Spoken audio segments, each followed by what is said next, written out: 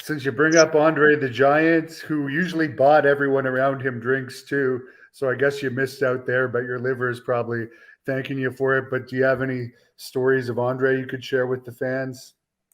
Oh God, a number of times when he first came to the territory in 1973. I had a big Ford LTD at the time, and the Sheik asked if I'd, take him to all the shows. So he, stuck around, only 2 weeks at a time. He'd, do 2 weeks, he'd go somewhere else, and then he'd come back maybe 4, 6 months later. He was more of an attraction. He wasn't going to stick around in the territory, for months on end like most of the guys. But oh, there's a classic story that I told, and it's a real long one, so I won't, say it here. But on our Big Time Memories show, on our Andre the Giant episode, I believe it was, I told about me and him driving to Toronto one Sunday morning and having breakfast at this little diner. You'd have to go to our show because it's a really long story and it's really funny. What happened, to eat with Andre the Giant. But then there'd be times that I remember one time we were driving back from Dayton, Ohio after a show.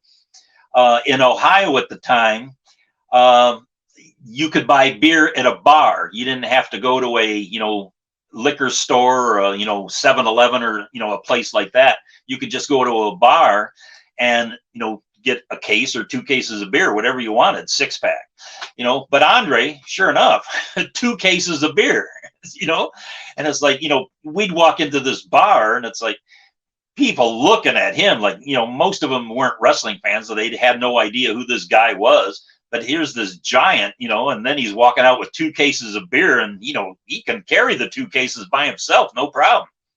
So from Dayton, Ohio, to a maybe 2.5-hour ride to Toledo, he had already finished those 2 cases of beer.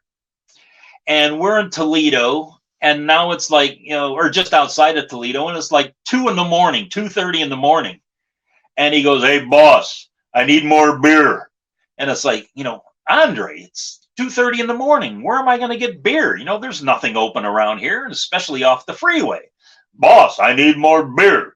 It's like, Andre, come on. We've only got like another hour to go to get back to Detroit. "I want beer." And it's like when he said that out of nowhere, I'm in like the left-hand lane. And it's like, I slowed down a little bit because he's talking to me and I just, wasn't concentrating.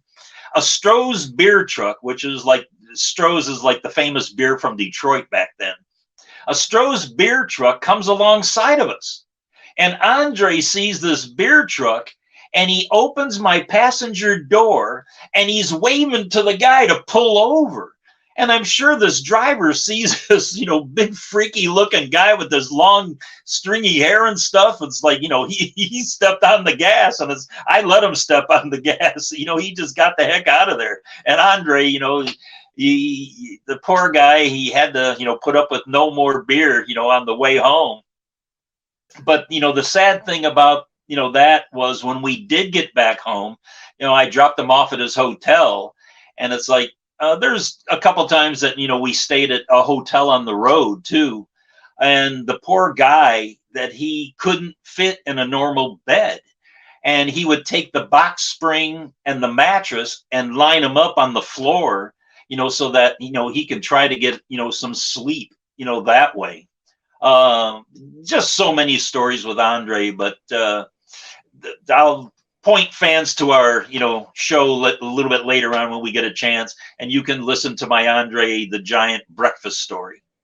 Would he be drinking on the morning trips too? If, let's say, I'm gonna guess he probably didn't sleep much on those morning trips since he was probably out all night drinking.